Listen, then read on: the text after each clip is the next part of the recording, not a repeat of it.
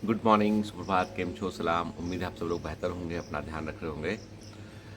क्षमा चाहता हूँ कि कल मैं आ नहीं पाया आपसे मिलने के लिए। मैंने सोचा था मैं दिन में रिकॉर्डिंग करूँगा या शाम को रिकॉर्डिंग करूँगा, पर इतना हैक्टिक शेड्यूल था कि मुझे दिन में समय नहीं मिल पाया। और शाम में फिर जो है एक में हमारे फ्रेंड है, उनका बर्थडे पार्टी था, तो 8 बजे वहाँ पहुँचना पड़ा। मतलब पूरा दिन जो है वैसा निकल गया कि हमको टाइम ही नहीं मिल पाया। ठीक है, जब से भोपाल आया हूँ ना, तब से जो है वो काम बढ़ गया है मेरा। ठीक है, बॉम्बे की तुलना में भोपाल में मुझे ज़्यादा काम करना पड़ रहा है। बॉम्बे में तो मेरे को 1 घंटा ऑफिस जाने के लिए ट्रेवल करना पड़ता था, फिर वापस लौटने के लिए 1.5 घंटा जो है सफ़र था। तो कई बार लगता था कि वो 1.5 घंटा 2 घंटा जो है ना बड़ा नॉन प्रोडक्टिव था, ये मैं सोचा करता था। लेकिन मुझे रियलाइज़ ये हुआ कि वो जो 1 घंटा जब मैं अपने घर से ऑफिस जाया करता था बॉम्बे में, तो उस 1 घंटे में जितने अपने ज़रूरी टेलीफोन कॉल है वो निपटाया करता था मैं।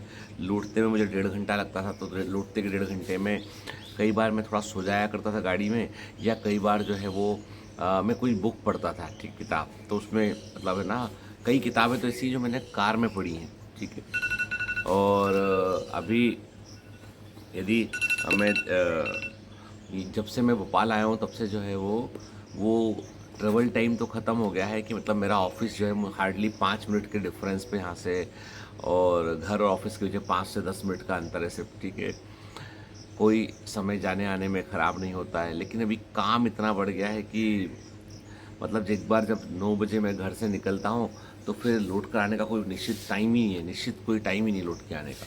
ठीक है, कभी 8 बजे लौट के आता हूँ, कभी 9 बजे लौट के आता हूँ।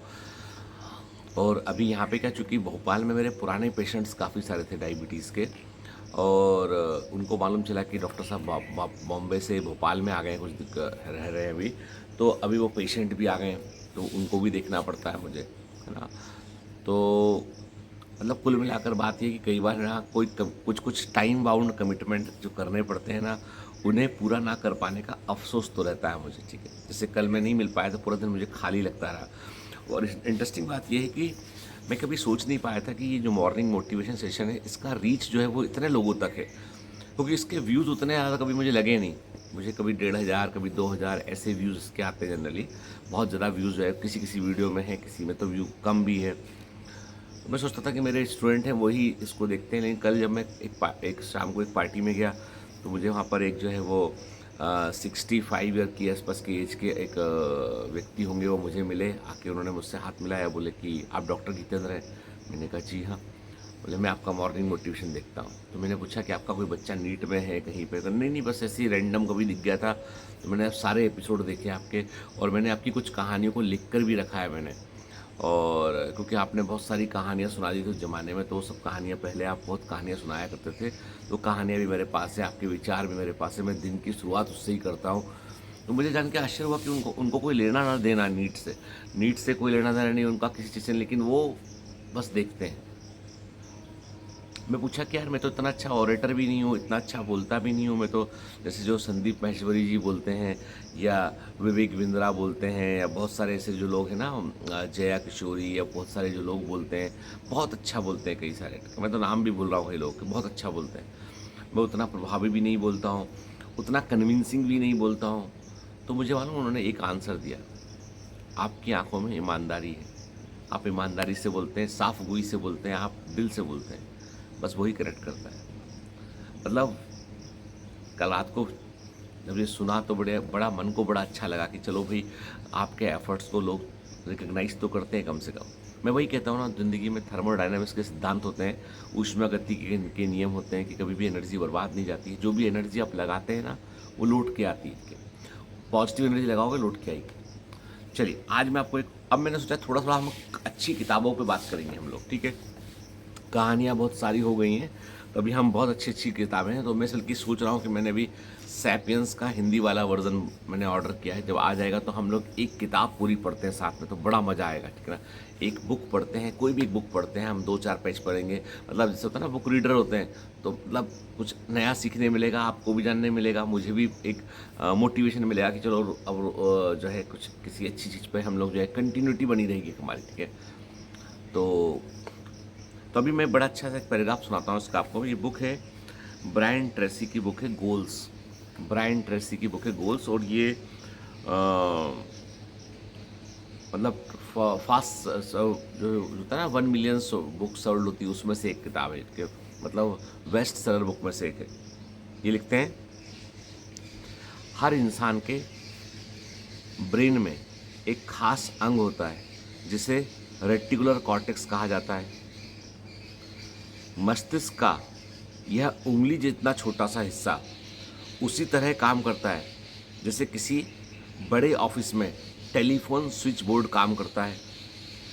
जिस तरह सारी फ़ोन कॉल्स पहले स्विच बोर्ड पर जाती हैं और बाद में उचित व्यक्ति तक पहुंचाई जाती हैं, उसी तरह आपकी इंद्रियों से आने वाली सारी जानकारी, आपके सेंस ऑर्गन से आने वाली सारी जानकारी रेटिकुलर कॉर्टेक्स द्वारा आपके मस्तिष्क या आपकी चेतना के उचित हिस्से में पहुंचाई जाती है। रेटिकुलर कॉर्टेक्स में आपका रेटिकुलर स्टिमुलेटिंग सिस्टम शामिल होता है। रेटिकुलर स्टिमुलेटिंग सिस्टम शामिल होता है।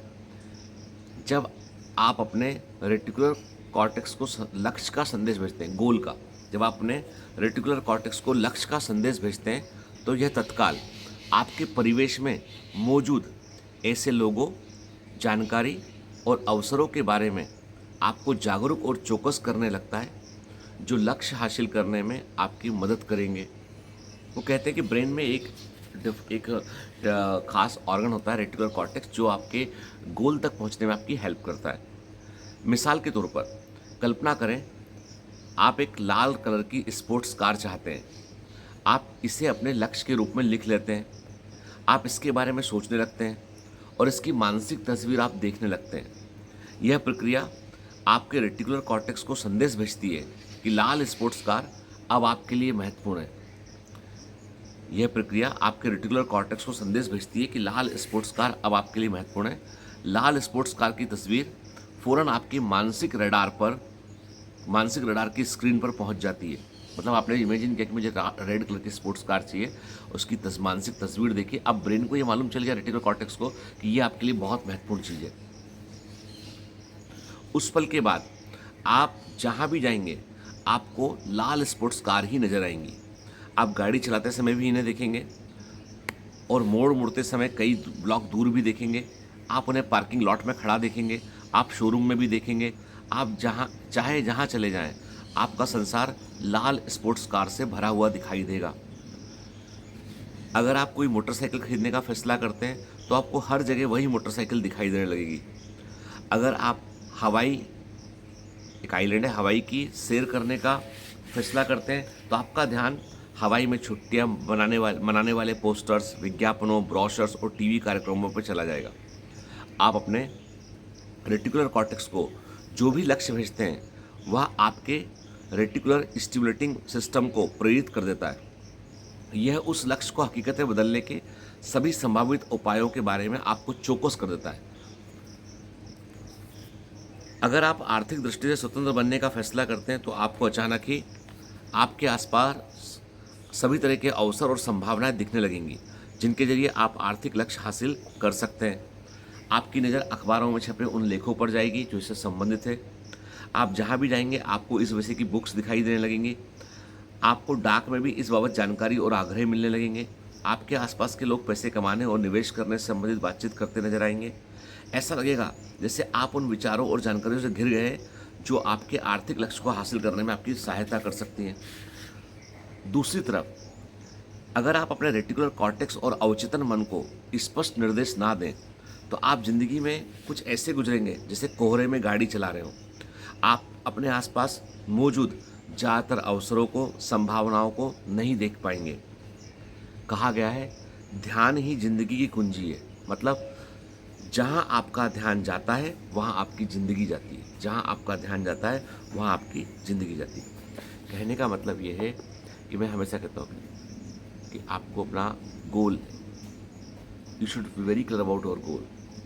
तो कारण ये है कि यदि गोल के लिए हम एकदम क्लियर रहेंगे तो हमारा ब्रेन उसको परसीव करेगा और उसके अकॉर्डिंग अवसरों को खोजेगा, संभावना को खोजेगा वो।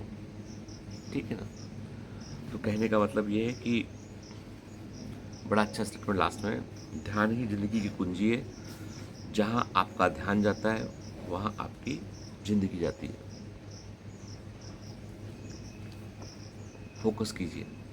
अपने गोल पर फोकस कीजिए, ब्रेन को एक्टिवेट कीजिए, सबकॉन्शियस माइंड को एक्टिवेट कीजिए, फिर देखिए कैसे चमत्कार नहीं होता है। ठीक है, चलिए तो अच्छी बुक्स को पढ़ते हैं हम, अच्छी बुक्स के अच्छे पैराग्राफ को पढ़ते हैं, समझते हैं उसको हम, थोड़ा मज़ा आएगा, कुछ नया सीखेंगे, कुछ नया जानेंगे। चलिए, have a great day, all the best, bye bye.